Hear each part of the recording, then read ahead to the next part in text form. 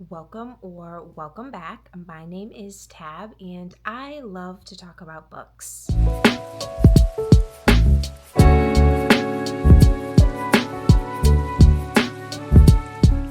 Welcome to the third episode of my Read It and Return It series, which is basically I get library books, I read them, and then I return them so the next person can.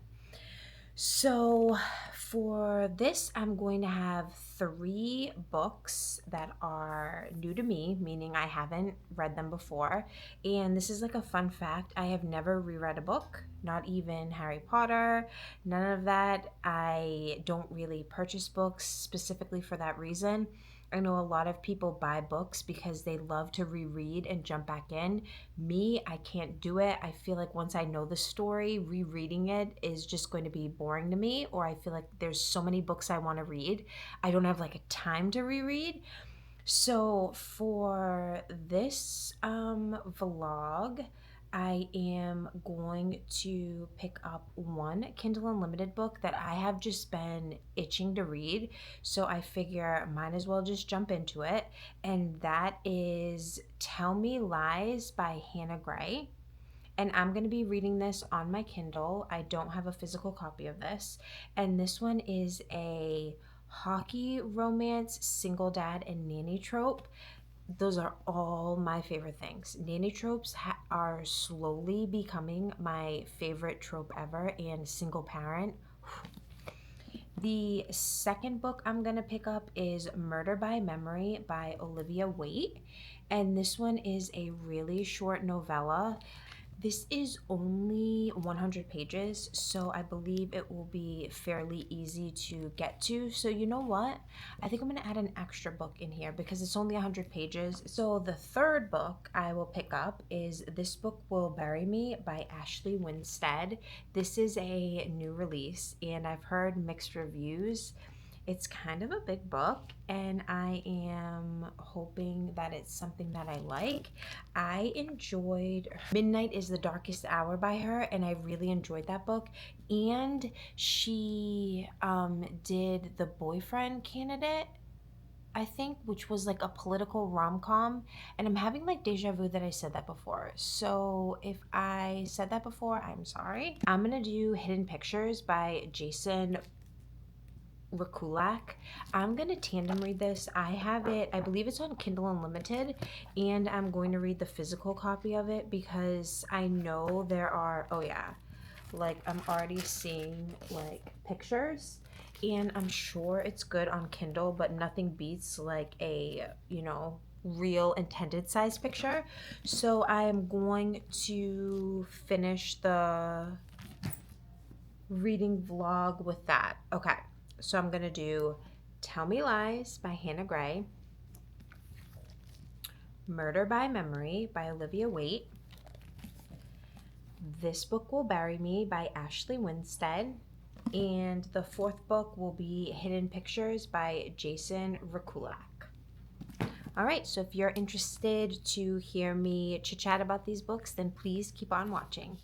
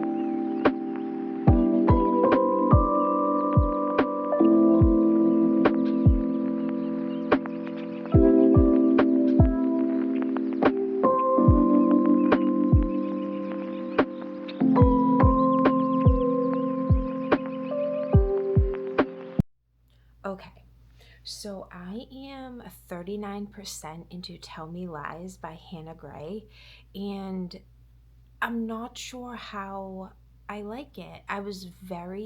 This was on my 2025 TBR, and I'm starting to like it now. Like the characters are really hard to like envision together. In Logan, who's the mailman character, he is a hockey star, and he's definitely cocky, but like not in like a sexy type of way. He's just like very arrogant, and it's hard for me to see the two main characters like together or convincing. Um, so there's Macy is the female main character, and she is an author. She put out some books, but she's in a slump, and she's really in a slump on writing spicy scenes. So she figured a change of scenery would be great. She takes this nanny job for this NHL player who is a single dad, and his current nanny left to go finish school or get a new job halfway across the country. So she's nannying and writing a book, and it's just it's kind of getting good now. Like they had their first like interaction where it wasn't rated PG-13, and it's interesting to see, like, I don't know. I don't know if it's that I'm not convinced with Macy's character or Logan's character. I'm interested to see how this plays out. Like I said, I'm at 39%. So I will be back to update when I am finished. I have finished Tell Me Lies by Hannah Gray, and I have some thoughts about this book. So, I when I first started reading it, I could not stand Logan's character. Okay. So it took me a little bit to get into Logan's character. He just reminded me of like an immature, cocky, thinks he's all that hockey player, which I know is very stereotypical, but I could not feel the romance or the chemistry between Macy and Logan. I was going to rate it 2.5 stars. That's like what I was hovering on. And then as he continues to do his excessive dirty talk, it like becomes okay. I warmed up to it, and I just, maybe because he did it so much, it was just like normal to hear him talk like that. And there was also like problems and situations that came up where Macy and Logan had to work together, and I feel that really solidified like if they had chemistry or how they work together, which I was waiting for since the beginning of the book. But there really was nothing that tied them together or made them come together to like overcome an obstacle in the beginning of the book. And then I was just kind of wondering, like, what is the point of this book? We have an NHL dad, single, a writer who is now a nanny. It just seemed like everyday life. Once like a situation came up and they had to work together, I found their characters more believable, and Logan's, crass dirty talk like grew on me to where he was like kind of cute. So I don't know where that came from. And also Logan just seemed like nothing really bothers him, and that's kind of annoying too, because you can't always be happy go lucky, and then when crap hits the fan, then you fly off the deep end. Like his emotions were just always happy or completely overkill. So that was just something that kind of like irked me a little. But the ending was so sweet. I enjoyed the last like 30% of the book, and it definitely bumped it up to a 3-star. I did give this one 4 stars for spice because there's so much spice, and in each chapter there's sometimes like multiple spice scenes, and I hope I didn't delete it. I didn't. So I made a like reel of the spicy chapters, which sometimes I do depending on the book. If it's a book that has a lot of spice in it, then sometimes I'll do it just because some people are interested on skipping chapters or don't necessarily want to read a book that has a ton of spice. So this one has spice in chapter 7, 9, 10, 11, 14, 16, and 23. That I can remember. I try and keep like notes as I'm reading the book, but sometimes, like, either if the chapter's short or whatnot, I kind of just skim past it. So those are the chapters that I wrote down. And that's pretty much like it for the book. There was nothing overly crazy about it. It wasn't my favorite hockey romance. Like I said, I wish Logan had more depth to his character besides being like a playboy, not playboy, but like, it's just, if you read the book, you'll know. And this is the first book in the series. New England Bay Sharks, I think. I'm not actually sure now. But I don't know if I'm going to continue on the series. Like, usually if they're continuing on a series, you kind of get introduced to some of the characters, at least in like books 2 or 3 in book 1. And none of the characters really stood out to me. I know book 2 is going to follow a player on the hockey team, and he's separated from his wife. I don't think they're divorced, but they were separated for a year. So it's like a second chance romance, and I don't really care for married couples like coming back together because there's usually so much like tension or problems that happen, and a lot of the times it deals with like cheating, and I won't read a book that like has that as like a foundation of a relationship.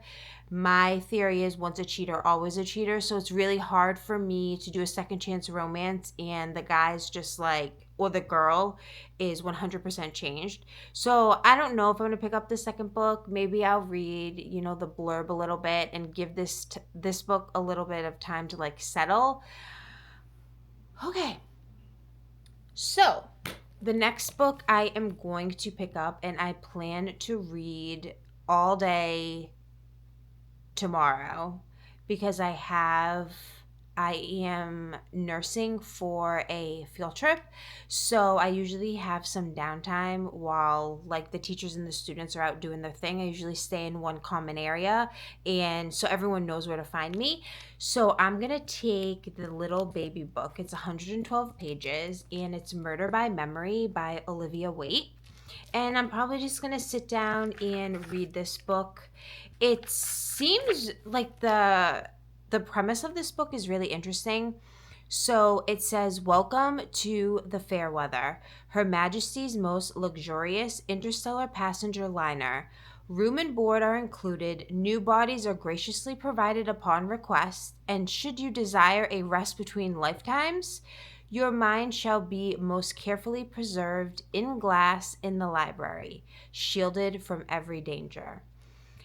It just seems extremely interesting, and honestly, it's like 112 pages. So even if this book is a complete flop for me, it's going to be worth it because it's such a small book, and it's like short. You know what I mean? Like, it doesn't seem like a full big book.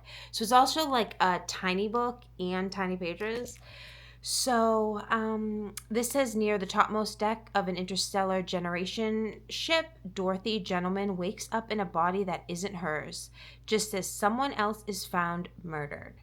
Dorothy suspects her misfortune is partly the fault of her reckless nephew Ruthie, or perhaps the sultry yarn store proprietor and current suspect knows more than she's letting on. As one of the ship's detectives, Dorothy usually delights in unraveling the passengers' schemes. But with someone not only killing bodies, but purposefully deleting minds from the library, she realizes something more sinister is afoot. Someone has found a way to make murder on the Fairweather a very permanent state indeed. So yeah, I'm going to pick this up and then I will be back to update. Once I finish it, I'm not going to update in the middle of it because I plan on reading this in just one sitting.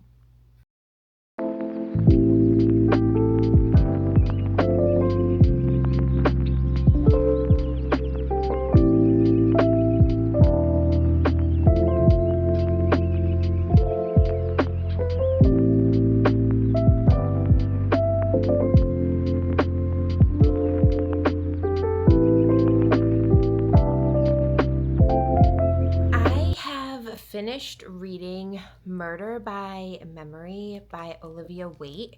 This was a like sci-fi novella and I ended up rating it 2.25 stars and there was no spice. So I'm very conflicted on this book. It didn't, as I was reading it, I wasn't like, I don't like this book. I was just so severely confused.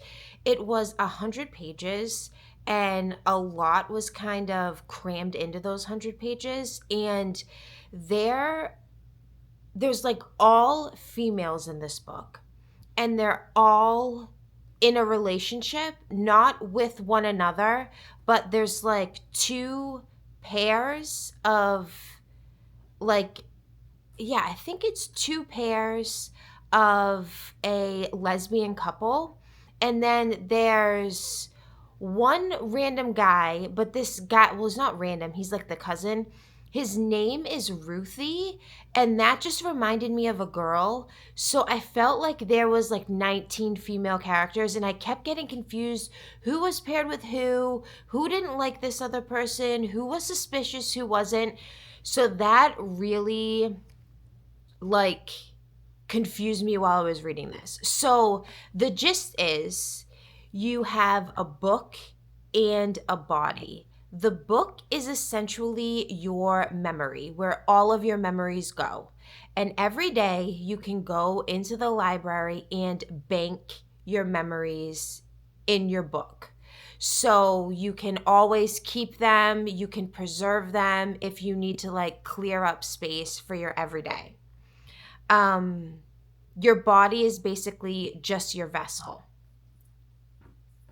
When you die from like regular aging or an accident, you are allowed to take your book, which is your mind, and transfer it into a new body based on your preferences. So, most like the female main character, Dorothy, in this book, she, I believe, was in her 50s or 60s. She was between 40 to 60. She was older and she was transported into like a 27-year-old's body, and she did not like it. She could not wait to get out of this body just because she wasn't used to it. She doesn't want to be like a young spring chicken. She kind of feels more at ease being on like the slower moving side. So she did not pick the body that she was going to have to go into, which was strange. I don't know why she couldn't pick it. She was just like dumped into this body. She didn't even want to come back. So you also, once your body that you're currently in is no longer functioning, you have the option to go into another body, or you can take like a vacation and just like your mind stays in the library. So you're not doing anything, interacting with other people. It's called like you're resting. So you have the option to do that. And she chose the option to rest, but for whatever reason, she was transported into this body. She's a detective on this. It's like a starship. Okay, I'm like totally getting ahead of myself. All right, I kind of already said this a little bit. Our main character is a detective, Dorothy, on board the Fairweather, which is like a spaceship. So this is all in outer space. She woke up in a new body and her book, her mind, was erased. So it was removed from the library. There was also a murder on the ship that she doesn't remember anything about, but the body Dorothy is now in is somehow connected to the woman that was killed. I truly, like, my biggest thing is I just truly did not understand the story. Even at the end, I didn't know, did we find the bad person? Are we not doing anything to the bad person? Was it a misunderstanding? Like, it just seemed like it just stopped.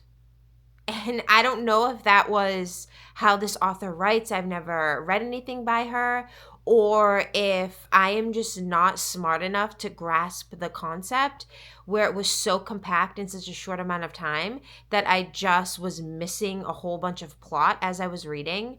So I'm not 100% sure.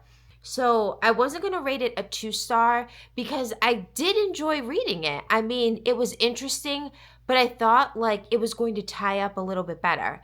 And then as I'm turning pages, I'm like, oh, I'm almost towards like the end of the book. And I still have no idea like if they found the bad person or if we're just like excusing it or what happened to this lady. Like, I didn't know, but it kept me intrigued to keep turning pages. So for that, I gave it like the extra 1/4 star, but it really wasn't something, it just wasn't my type of book, but I don't consider it like, a flop or a fail because it is only 100 pages. So it's not like I wasted an immense amount of time. I think I spent like an hour and 15 minutes reading this.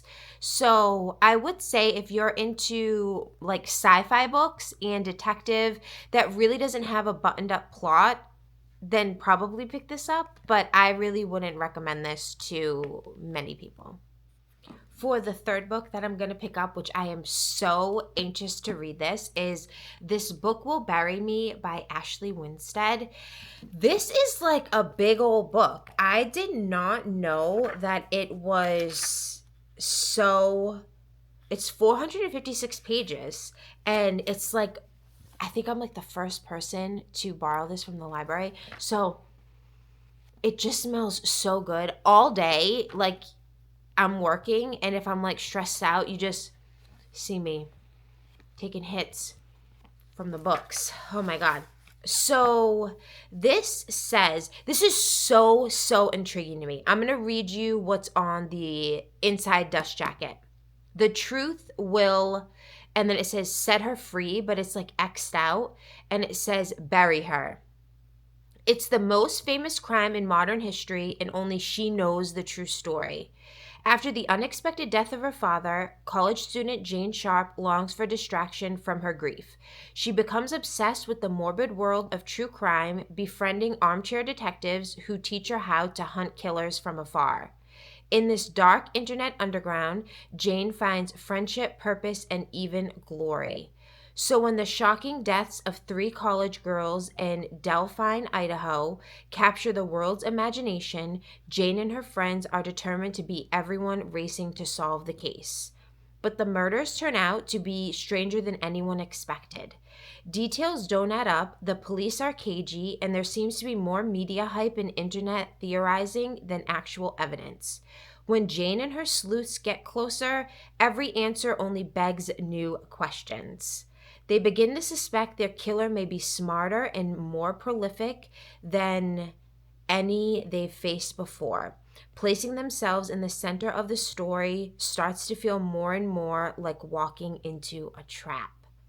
Told 1 year after the astounding events that concluded the case and left the world reeling, Jane's searing confession of what really happened during the Delphine massacres, including details that change everything the world thinks it knows, will either save her from being misjudged by history or be her final undoing. So I kind of did read a teensy bit of this, and it has like an author's note, and I guess this is kind of Let me get to it. And it's right in the beginning before you start reading the book, so it's not like towards the end. She said that this is a book about true crime born from my honest fascination, sympathy, and occasional horror with the ways true crime communities respond to unfolding crimes.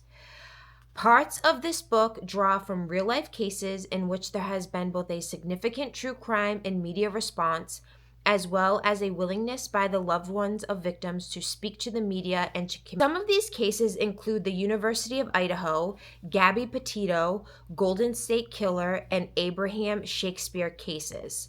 So these I guess true crimes that this fiction book is following are based on real true crimes, but this isn't a nonfiction book.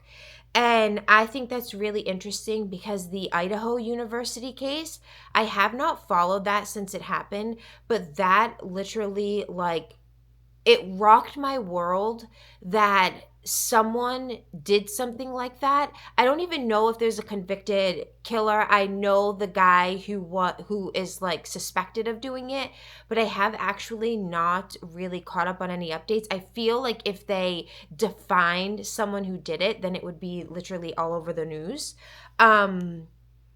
So I think it's just going to be very interesting to read about these cases. I'm not huge into true crime. It scares the bejesus out of me, but I love hearing about people who investigate true crime. So it's like the nobodies who always seem to have the answers.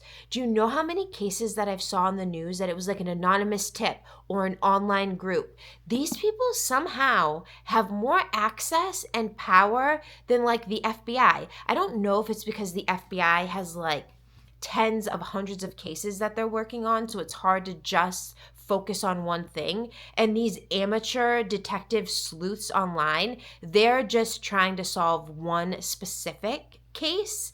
So I don't know if it's just like a time element, but it absolutely fascinates me and I cannot wait to read this book.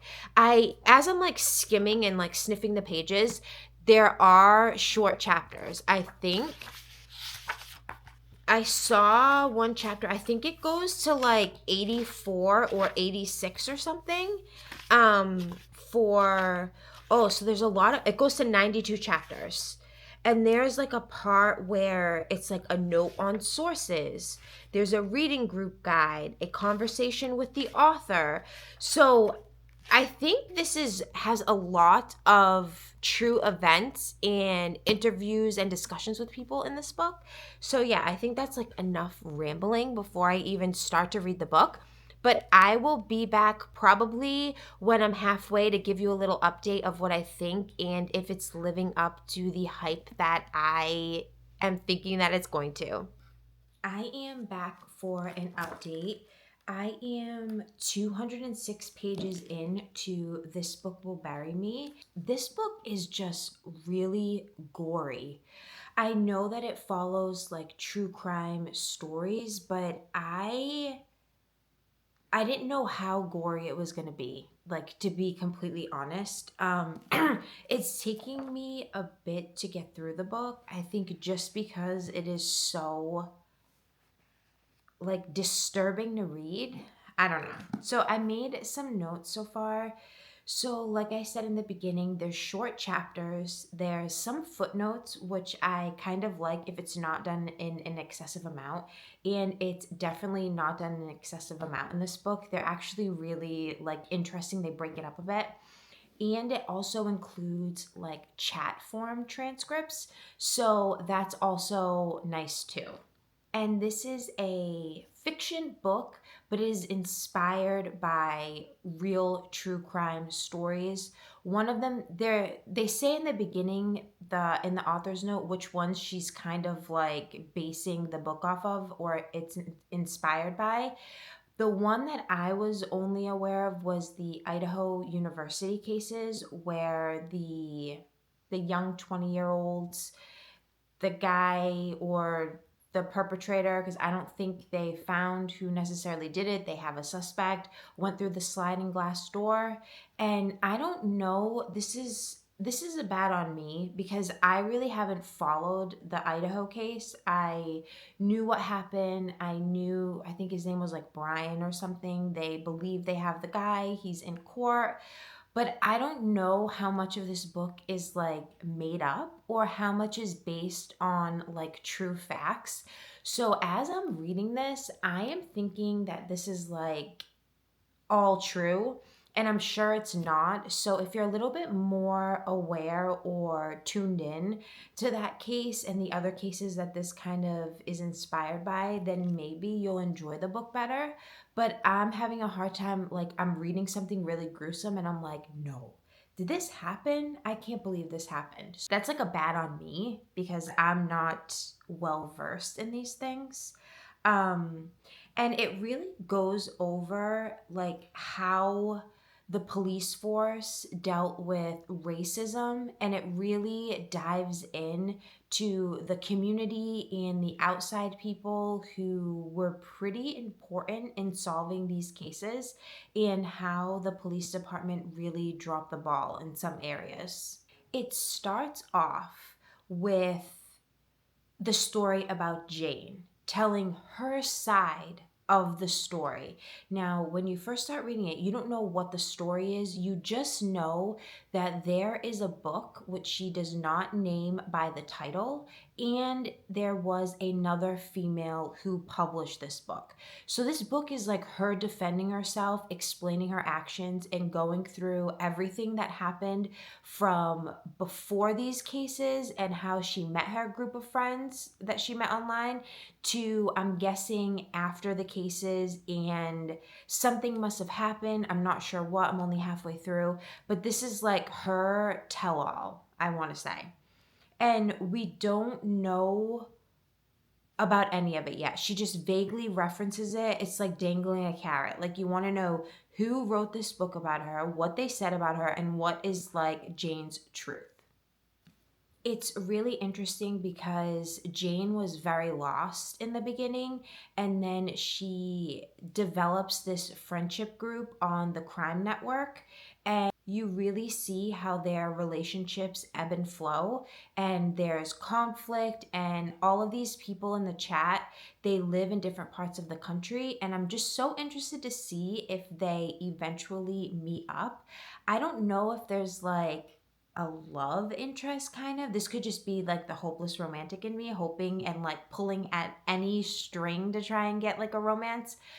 But it seems that it's kind of set up for maybe two people kind of have a thing with each other. I'm not sure, but that's where I'm at now. I am going to try and read a little. I also have two videos that I just have to watch through after I edit it.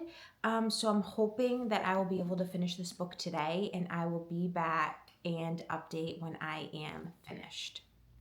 I am back because I finished This Book Will Bury Me by Ashley Winstead, and I ended up rating it 3.75 stars, and there is no spice but a ton of graphic, gory details. So I enjoyed the story. All the things that I was like questioning like previously in a previous clip, it all got answered. But I was gonna rate this 4 stars, but the ending of this book wasn't bad. But like, why was Jane so hellbent on making her dad seem like some type of like important person, or that he needed to be remembered? It was just so odd and I didn't get it. Like, her father passed away from a very normal thing that hundreds upon thousands of, like maybe millions of people die from, and he made a decision on his own, like a very regular decision that many people make. I just don't understand why throughout the whole course of this book, her like fire to do anything was to find like justice or meaning about why her father passed away. Like, it's not like anything gruesome happened to him or he was kidnapped or anything. It was so normal. I just don't know what she needed answers for. Like, it's very easy why he passed away. Like, there, we all know why. It was just really weird, and that, like, fixed obsession for something that seemed so minuscule just was so odd to me, especially like towards literally the last sentence. I had to take off a quarter of a star because I just couldn't understand why she was still obsessed with how her father passed away and him needing to be like known as a legend. Like, why? It was just really confusing and odd to me. So anyway, that book, it was really good. It's based on true crime, but it's not like literal true crime, if that makes any sense. Like, it's not following these cases step by step. They're just kind of mixed in, and the ideas of them and some like premise is mixed in. Okay, so the fourth and final book I'm going to read in this is Hidden Pictures by Jason Rekulak. I have been wanting to read this book so long. I read his newest book that came out, was it Last One to the Wedding or Last One at the Wedding, and I really enjoyed it. So this one I heard is even better, and it's also on Kindle Unlimited because this is like another really big book. It's, I think, almost 400 pages, and after just reading this one was like so heavy. I'm gonna switch to my Kindle and probably read some of it in there. But like I said, this book has like a ton of like pictures that I guess, oh, this is creepy, that I guess the little boy that's in this book drew. So I will read what's on the dust jacket. Fresh out of rehab, Mallory Quinn takes a job in the affluent suburb of Springbrook, New Jersey, as a babysitter for Ted and Caroline Maxwell. She is to look after their 5-year-old son, Teddy. Mallory immediately loves this job. She lives in the Maxwell's pool house, goes on nightly runs, and has the stability she craves. And she sincerely bonds with Teddy, a sweet, shy boy who is never without his sketchbook and pencil. His drawings are the usual fare: trees, rabbits, balloons. But one day he draws something different: a man in a forest dragging a woman's lifeless body. As the days pass, Teddy's artwork becomes more sinister, and his stick figures evolve into more complex, lifelike sketches well beyond the ability of any 5-year-old. Mallory begins to suspect these are glimpses of an unsolved murder from long ago, perhaps relayed by a supernatural force lingering in the forest behind the Maxwell's house. With help from a handsome landscaper and an eccentric neighbor, Mallory sets out to decipher the images and save Teddy while coming to terms with a tragedy in her own past before it's too late. This is really gonna send me through the ringer because I just finished a book about like gory, gruesome things, and now this is giving me like Sixth Sense type of vibes, like creepy kids. But we're going to do it because I need to return this to the library soon. So yeah, I will be back to update. I am here for an update. I have made it to chapter 11 or page 130 in Hidden Pictures, and this book is so good. Teddy is such a little creep. So first off, I want to say the pictures in this book are so good. Now, I was reading this, I started this on my Kindle, and the pictures are good on the Kindle because you don't know when the pictures are coming. It's just, you're tapping for the next page and then just a picture pops up, and sometimes it's really creepy. When I read it in the book, you can tell when a picture is coming up because like you can see the darkness from the other side, like there's a picture, so you kind of are like ready to brace yourself. But the Kindle, it's kind of like a surprise every time you click your page. You don't know if there's going to be this creepy picture coming or not. um Teddy is 5 years old, and he draws these pictures. Now, in the beginning of the book, I'm only about halfway. So, in the beginning of the book, they were very innocent. There was like people holding hands and rainbows and trees and, bunnies. And they were very innocent and cute and very much like a 5-year old would draw. And then as time goes on, the parents tell Mallory, who's the babysitter, that he has an imaginary friend because she seems to stumble upon a picture and there's this like woman and she's like all like heavily like drawn in black and she just looks creepy. And Mallory was like, "Oh, who's this?" And the parents were like, "Oh, Teddy, we're in a new house. That's his imaginary friend Anya." And so it all kind of starts to unravel from there. Mallory hears him like talking to someone through his door. He has quiet time for an hour every day upstairs in his room where he likes to draw, and the drawings just get increasingly creepier. I'm telling you, you have to like read this, if anything, just to see these drawings and how well it like correlates to the story. It's so good. Um so I guess it starts with Mallory is 21 now. She is a recovering drug addict. And her sponsor is good friends with the mother.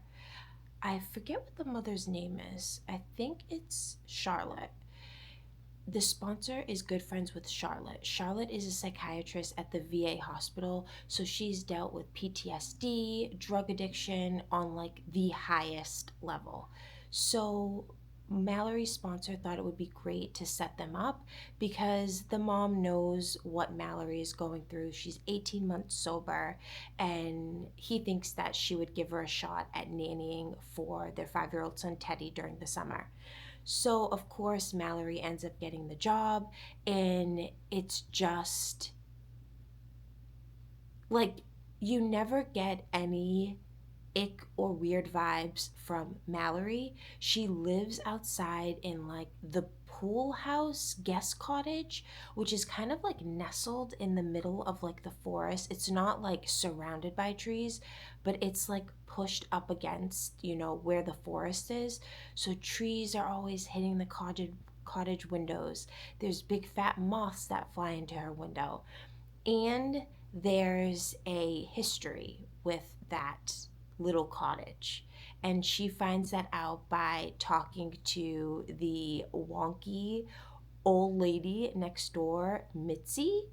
And no one really believes Mitzi when she talks about anything because she seems to be doing her own type of substance abuse with illegal substances. Maybe Mallory isn't necessarily judging a book by its cover. She knows what it feels like. So she doesn't necessarily develop this strong bond or connection with Mitzi, but she definitely is open to hearing her out. And that's kind of where I'm at now. The pictures have progressively gotten creepier and better. Like a 5-year-old, lots of stick figures, rough lines, and now these are like shaded images, like 3D images, and everyone's like, this isn't how Teddy draws. So that's where I'm at. I will be back to update when I'm finished.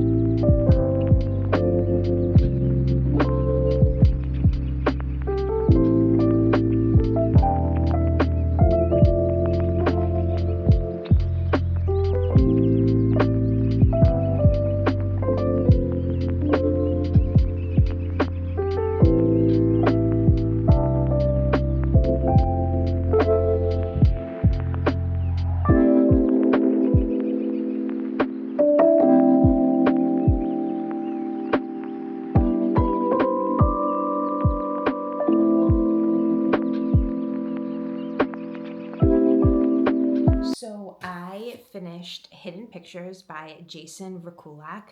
I rated it 4 out of 5 stars and there was no spice.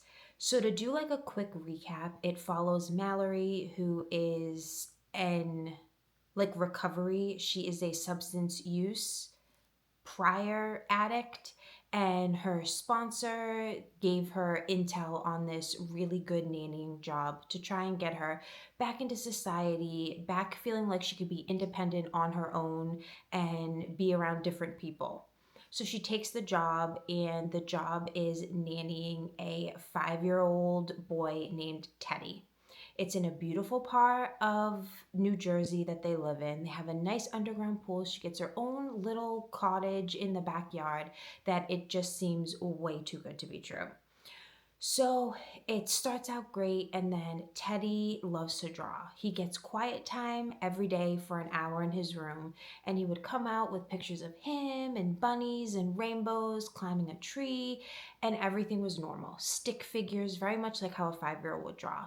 And then as their time keeps developing, his pictures become extremely more elaborate and their shading. It looks like an artist professional drew these pictures.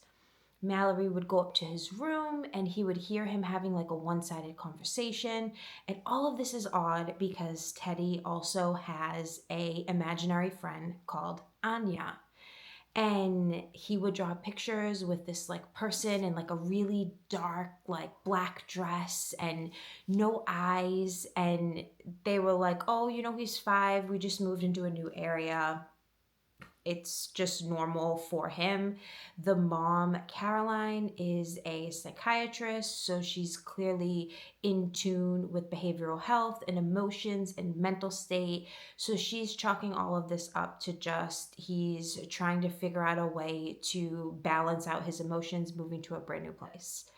And then it just starts to get weird. Characters are mixed in. There's Mitzi, the crazy old lady next door neighbor who also has substance use issues. And then there's Adrian, who's kind of like a love interest. He's the Maxwell's landscaper who lives like down the street. His dad is the CEO and founder of a very successful landscaping company. He helps his dad out in the summer and then goes to college during the other months. So all of these people all have like secrets. They all seem like they are up to something, and you never quite know what is going on. You don't know if Mallory is doing this, she's having a fever dream, there's a paranormal aspect, there's an unsolved mystery, there's kidnappings and betrayals, deceit, lies. You don't know what's going on. What are all these pictures about? And then the story just is great. There's the ending of a book. I love my epilogues. This is a 1 year later, and it was very bittersweet. You felt really sad, but then really happy. And I'm probably just going to leave it at that. I definitely think this book is 100% worth picking up. I flew through it. I read it in under, I don't know, like 6 hours. And I have loved each book that I've read from him so far. So let me just do a quick recap of all of the books that I read in this Read It and Return It, the 3rd episode. So the first book I read was Tell Me Lies. I rated that 3 stars and it was 4 spice. The second book I read was Murder by Memory. I rated this 2.25 stars and there was no spice. The third book I read was This Book Will Bury Me. I rated that 3.75 stars with no spice. And the last book that I read was Hidden Pictures. I rated it 4 stars with no spice. So as always, thank you so much for taking time out of your day to watch my video, and I will see you in the next one. Bye.